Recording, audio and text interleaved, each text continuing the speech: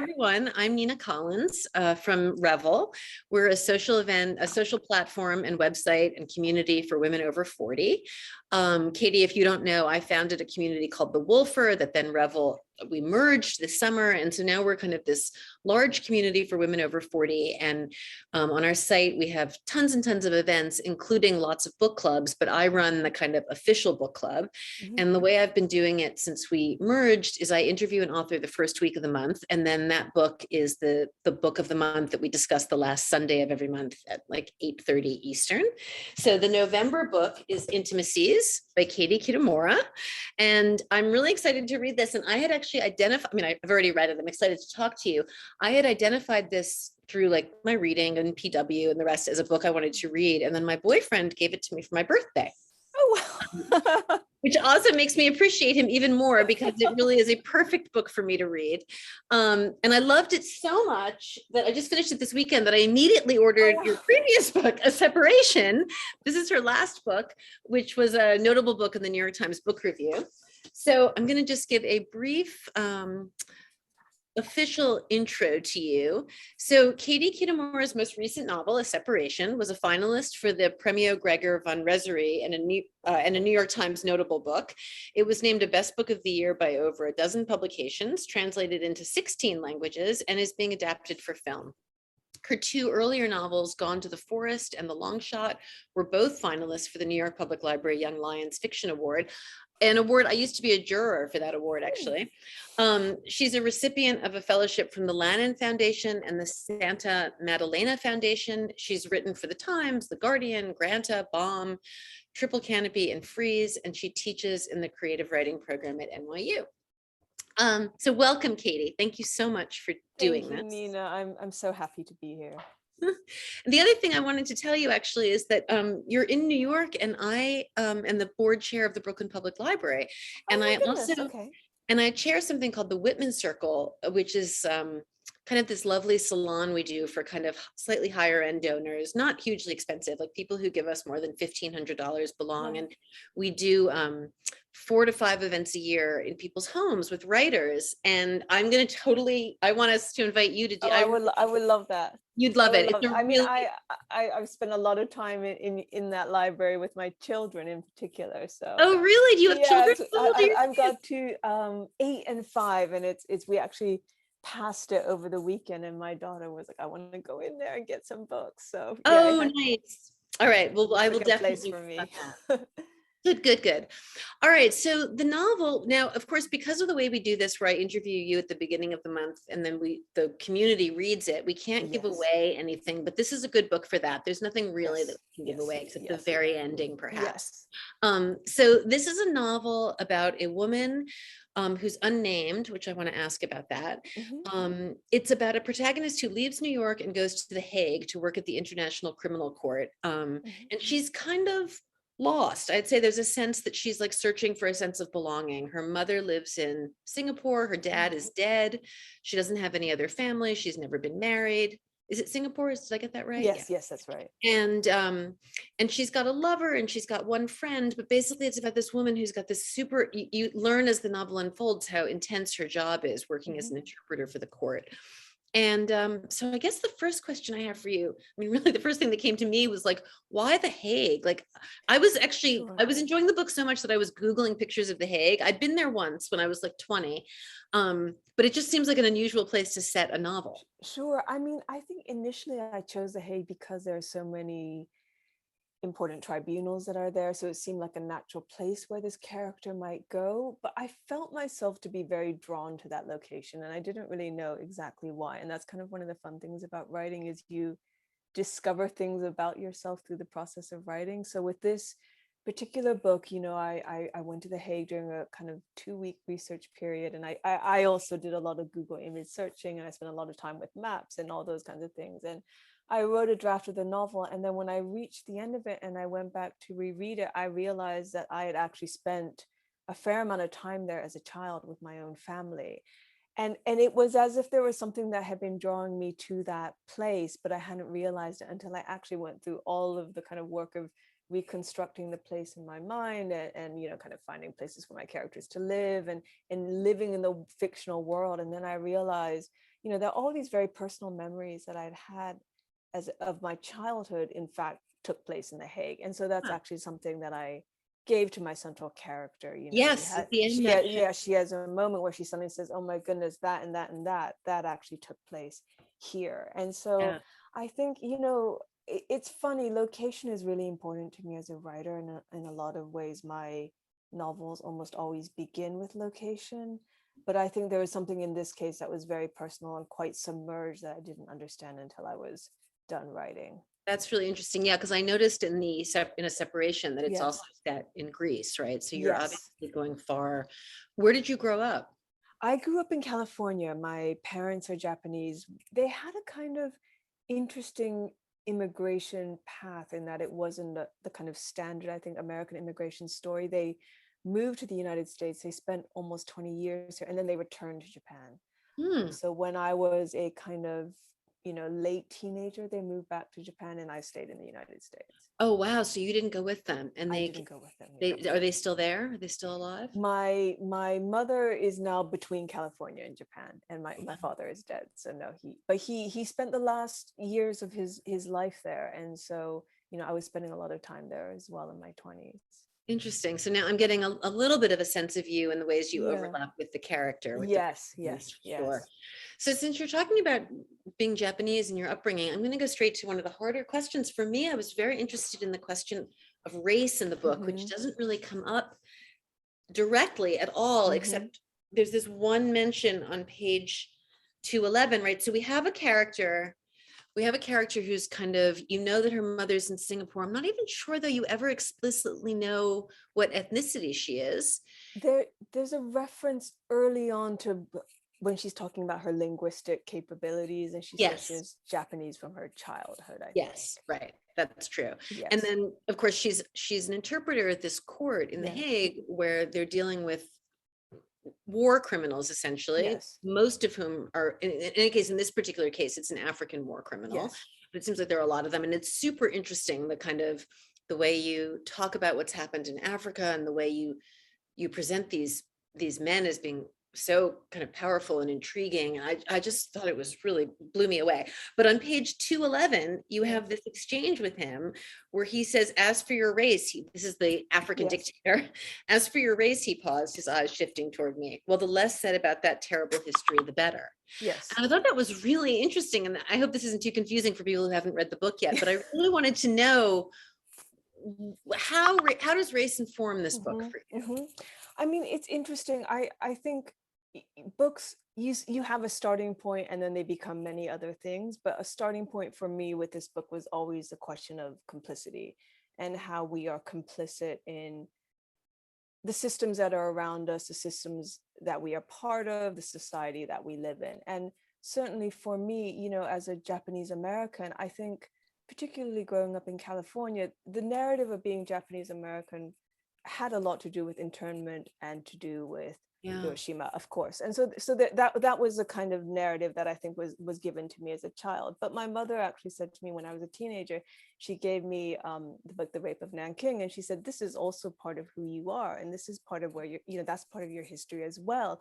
And so for me, those two things were always very much hand in hand. It's kind of, on the one hand, you have internment and the kind of Japanese American experience during the war, but then you also have Japan's own history of You also war have crimes, dominant exactly, you have all of that as well. And so I think being Asian American is very interesting because there is, I think, this sense of almost invisibility. I think often people speak about the Asian American experience as being one that's not terribly visible within the kind of larger American landscape, but that invisibility doesn't kind of mean that you don't take responsibility, I think, or that Right. you don't have to confront, what that particular history is. So I think for the Great. narrator, she's kind of making this journey from thinking of herself almost as a neutral, invisible instrument of the court.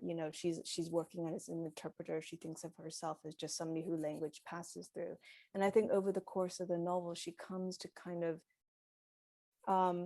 take responsibility feels like the wrong word, but she comes to see how fully her subjectivity is influencing how she sees the world and how she acts in the world. And I think, the fact that it's this particular person who says to her, but you as a representative of the court, you also have your own subjective position, you also have your own history that you're bringing. You can't claim this position of neutrality. And so that's a kind of interesting moment where she, in that moment, she says maybe he's right, and she's with somebody else who says, what's wrong with you, why didn't you tell him? And she says, I can't claim to have objectivity anymore, I just don't feel like I can do that with ease. Yeah, no, it's really interesting because he is this guy, he's a warlord, right? Yes. Who's committed all these horrible atrocities, and you feel the intensity of that, but you also feel his humanity in a certain way, and the way he handles himself in the courtroom, and also to the point about her agency. Like, there's an interesting way in which she feels like a very passive character, but then by the end of the novel, you do feel like she's aware of, I'd say, the way she's playing that role in a way. Like, she kind of takes a sense of agency, and not in a dramatic way at the end, in a very subtle way, but it's great. I mean, it's interesting with my, I mean, the voice in Intimacies in this novel is quite similar, as you probably noticed, with A Separation, but in some ways they're very different projects for me. And I think they're both narrators who seem passive. I think in Intimacies, I really thought to myself, how do I make this character step forward into life? I think, how do I break with that passivity? How do I kind of create a path towards action? And that was that's interesting. That's interesting for you. That is, because I haven't read A Separation yet. So but there is a very slight sense of kind of opening at the beginning of Intimacies for this character, which is really, really lovely.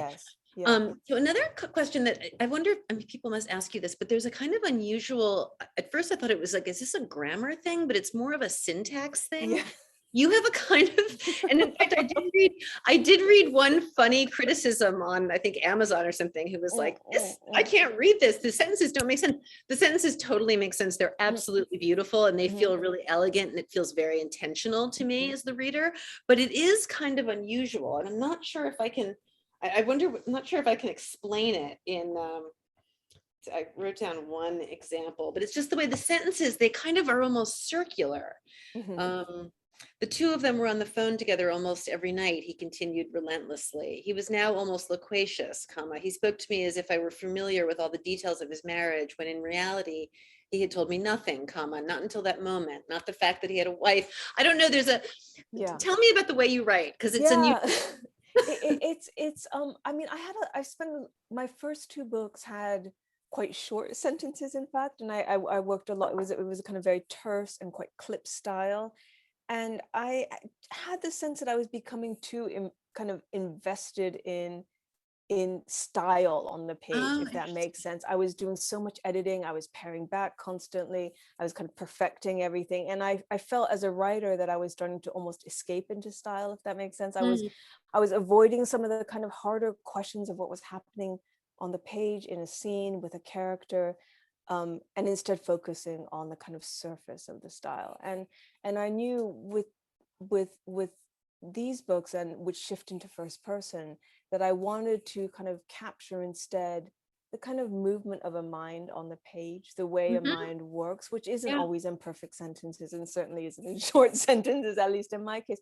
But instead, I want to have this kind of meandering quality. So one thing, I think one of the kind of lovely kind of pretenses of first person narration is that the narrator is able on a first attempt to grasp the perfect metaphor. For example, the first person narrator often speaks in these kind of seamless sentences, and I wanted to write a character who would kind of have to try one or two or maybe three times to kind of reach the final articulation of an idea.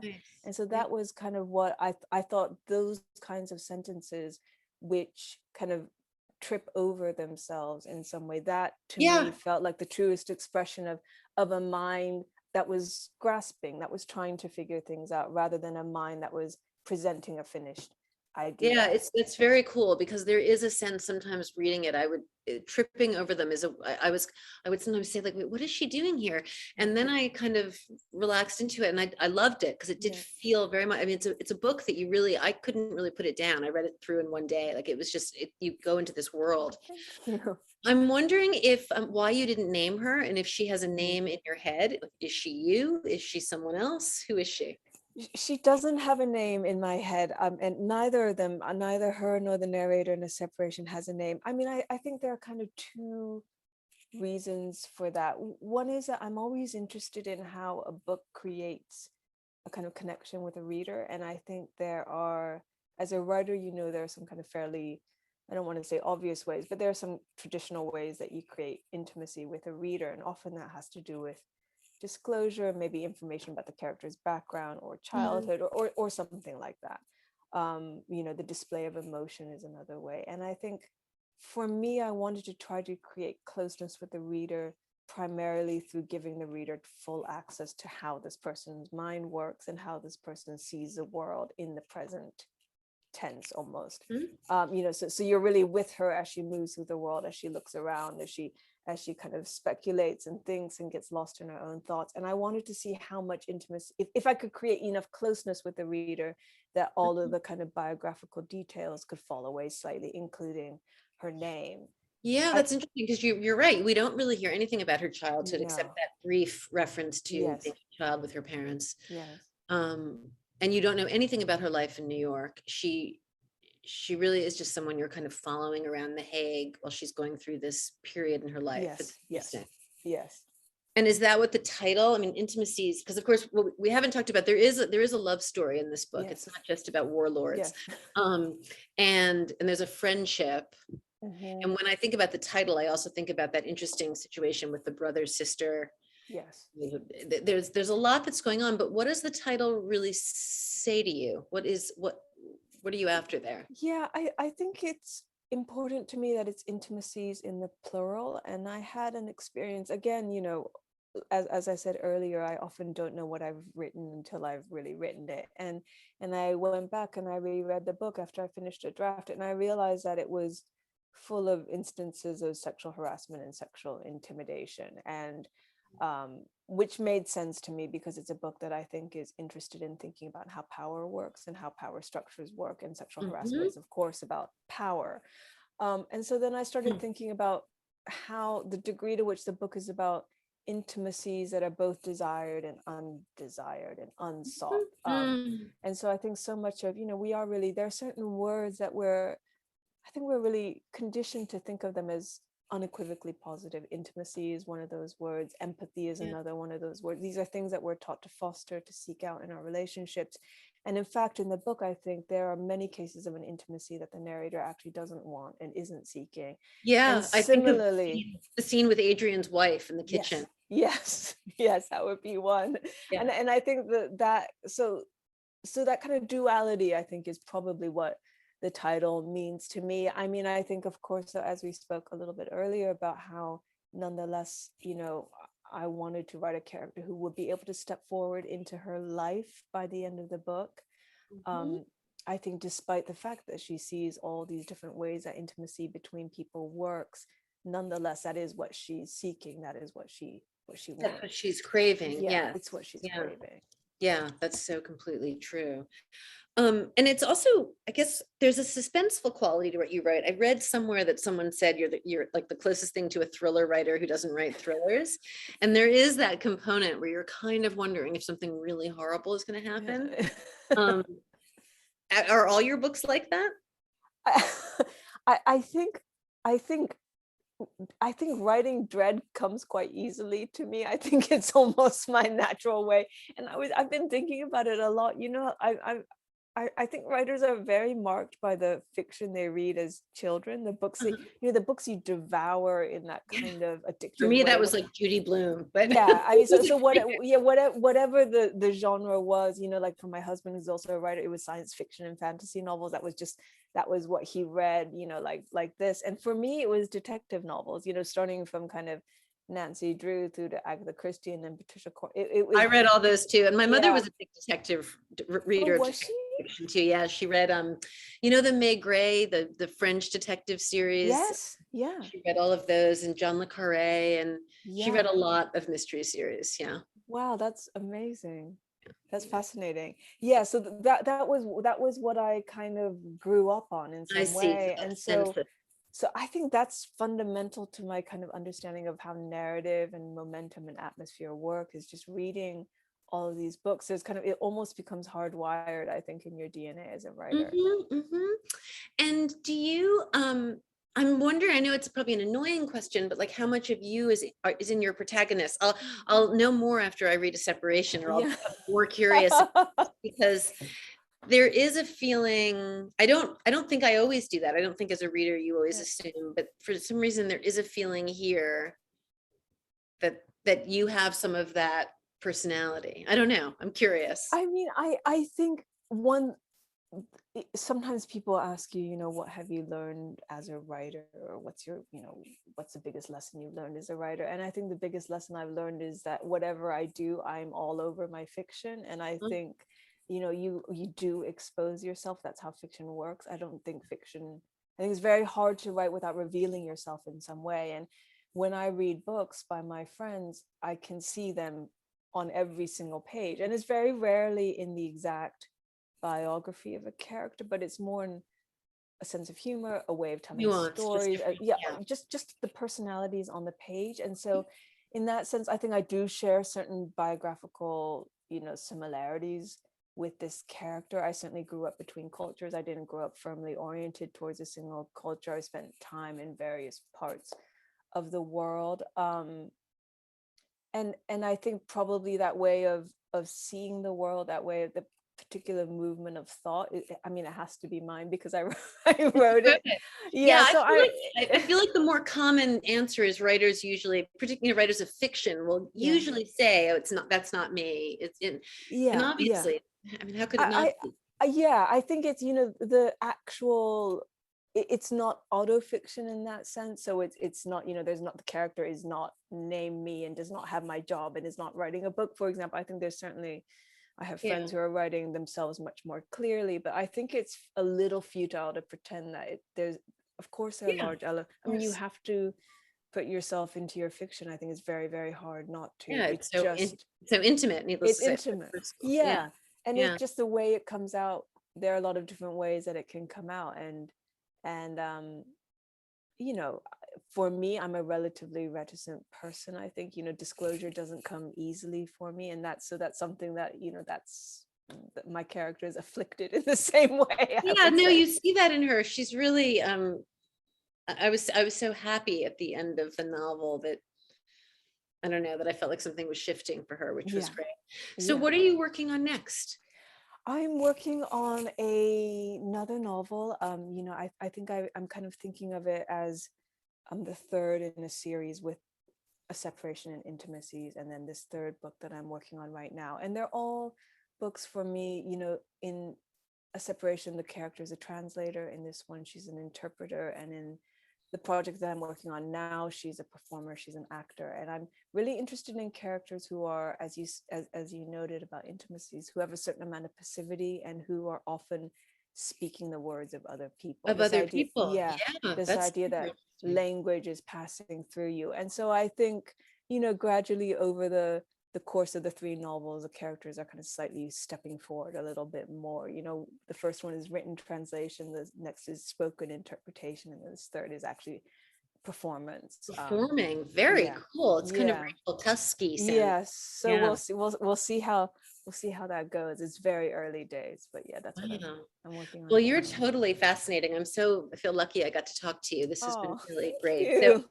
for everyone out there in the audience, because this will be released as our podcast, the novel is Katie Kitamura's Intimacies. It's the Revel book club pick for November. I encourage everyone to read it. It's also quite short. It's one of those books that you just read really quickly. It's like 230 pages, and it's just delicious. I expected it somehow to be a little heavier.